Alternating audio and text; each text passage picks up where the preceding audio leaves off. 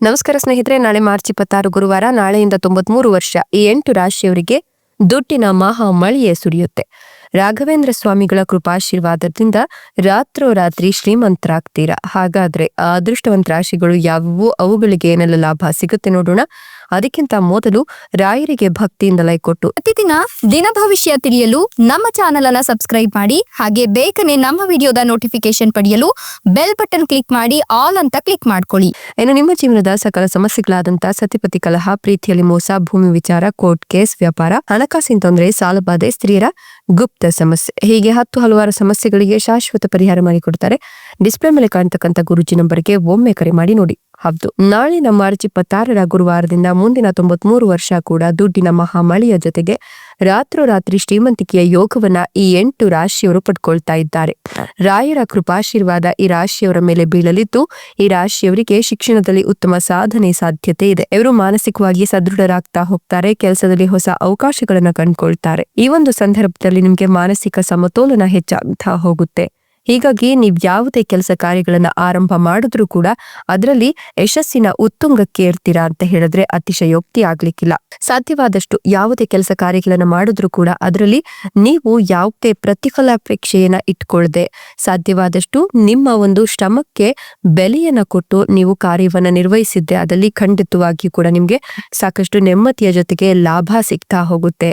ನೀವು ಅಂದುಕೊಂಡ ವೈಭೋಗ ಪ್ರೇರಿತ ಜೀವನವನ್ನ ನಡೆಸಬೇಕು ಅಂತ ಹೇಳಿದ್ರೆ ಈ ಒಂದು ಸಂದರ್ಭದಲ್ಲಿ ನೀವು ಎಷ್ಟು ಕಷ್ಟಪಟ್ಟು ಜೀವನವನ್ನ ನಡೆಸ್ತೀರೋ ಮುಂದಿನ ದಿನಗಳಲ್ಲಿ ಅಂದ್ರೆ ಭವಿಷ್ಯದಲ್ಲಿ ನೀವು ಸಾಕಷ್ಟು ಲಾಭವನ್ನೇ ಕಾಣ್ತೀರಾ ಅಂತ ಹೇಳಬಹುದು. ಇಷ್ಟು ದಿನ ನೀವು ಅನುಭವಿಸಿದಂತಹ ಒಂದಷ್ಟು ಕಷ್ಟ ನಷ್ಟಗಳಿಗೆ ಬೆಲೆ ಸಿಗ್ತಕ್ಕಂಥ ಕಾಲ ಸನಿಹತವಾಗ್ತಿರೋದ್ರಿಂದ ನೀವು ಅಂದುಕೊಂಡಂತಹ ಜೀವನ ನಿಮ್ಮದಾಗ್ತಾ ಹೋಗುತ್ತೆ. ನೀವು ಈ ಸಂದರ್ಭದಲ್ಲಿ ಹೊಸ ಉದ್ಯೋಗ, ವ್ಯಾಪಾರ, ವ್ಯವಹಾರ ಅಥವಾ ಮನೆ ಖರೀದಿ ಅಥವಾ ಜಮೀನು ಖರೀದಿ ಇತ್ಯಾದಿ ಕೆಲಸಗಳಲ್ಲಿ ನೀವು ಮುನ್ನುಡಿಯನ್ನ ಬರಿಬೇಕು ಅನ್ಕೊಂಡಿದ್ರೆ ಖಂಡಿತವಾಗಿಯೂ ಶುರು ಮಾಡಿ. ಉತ್ತಮ ಲಾಭ ನಿಮ್ಮದೇ. ಹಳೆಯ ಸಮಸ್ಯೆಗಳು ನಿವಾರಣೆಯಾಗುತ್ತೆ. ಪ್ರಯಾಣದ ಯೋಗ ಕೂಡ ಕೂಡಿ ಬಂದಿದೆ. ಸ್ನೇಹಿತರೊಂದಿಗೆ ಉತ್ತಮ ಸಂಬಂಧವನ್ನ ಕೂಡ ಕಾಣ್ತೀರಾ. ಧೈರ್ಯದಿಂದ ಹೊಸ ಕೆಲಸಗಳನ್ನ ಆರಂಭಿಸೋದ್ರಿಂದ ನೀವು ಸಾಕಷ್ಟು ಪ್ರಗತಿಯನ್ನ ಕಾಣ್ತೀರಾ. ಆರೋಗ್ಯ ಕೂಡ ಉತ್ತಮವಾಗ್ತಾ ಹೋಗುತ್ತೆ. ಪ್ರಯಾಣದ ಅವಕಾಶಗಳು ಇರೋದ್ರಿಂದ ಸ್ನೇಹಿತರಿಂದ ನಿಮ್ಗೆ ಸಾಕಷ್ಟು ಸಹಕಾರ ಕೂಡ ಸಿಗ್ತಾ ಹೋಗುತ್ತೆ. ಉದ್ಯೋಗದಲ್ಲೂ ಕೂಡ ಪ್ರಗತಿಯನ್ನ ಕಾಣ್ತೀರಾ. ಹಣಕಾಸಿನಲ್ಲಿ ಸ್ಥಿರತೆ ಹೆಚ್ಚಾಗುತ್ತೆ. ಕುಟುಂಬದಲ್ಲಿ ಸಹಕಾರ ಕೂಡ ಹೆಚ್ಚಾಗ್ತಾ ಹೋಗುತ್ತೆ. ಹೀಗಾಗಿ ನೀವು ಹೊಸ ಕೆಲಸ ಕಾರ್ಯಗಳಿಗೆ ಕೂಡ ಧೈರ್ಯವಾಗಿ ಕೈ ಹಾಕ್ತೀರಾ. ಹೊಸ ಯೋಜನೆಗಳಿಗೆ ಇದು ಸೂಕ್ತ ಸಮಯವಾಗಿದ್ದು ನಿಮ್ಮ ಆಲೋಚನೆಗಳಿಗೆ ಯಶಸ್ಸಿನ ದಾರಿ ಸಿಗ್ತಾ ಹೋಗುತ್ತೆ ಅಂತ ಹೇಳಬಹುದು. ಭರ್ಜರಿ ಯಶಸ್ಸಿನ ಜೊತೆಗೆ ಸಾಕಷ್ಟು ಲಾಭವನ್ನ ಕೂಡ ನೀವು ಪಡ್ಕೊಳ್ತಾ ಹೋಗ್ತೀರಾ. ವಿದೇಶದಲ್ಲಿ ವಿದ್ಯಾಭ್ಯಾಸವನ್ನ ಮಾಡಿಸಬೇಕು ಮಕ್ಕಳಿಗೆ ಅಂತ ಅಂದ್ರೆ ಖಂಡಿತವಾಗಿಯೂ ಕೂಡ ಶುರು ಮಾಡಿಸಿ. ನಿಮ್ಮ ಮಕ್ಕಳು ವಿದ್ಯಾಭ್ಯಾಸದಲ್ಲಿ ಸಾಕಷ್ಟು ಪ್ರಗತಿಯನ್ನ ಕಾಣ್ತಾರೆ, ಮುಂಚೂಣಿಯಲ್ಲಿ ಸಾಕ್ತಾರೆ ಅಂತ ಹೇಳಬಹುದು. ಒಟ್ಟಲ್ಲಿ ಹೇಳಬೇಕು ಅಂದ್ರೆ ನಿಮ್ಮ ಅದೃಷ್ಟವೇ ಚೇಂಜ್ ಆಗ್ತಾ ಹೋಗುತ್ತೆ.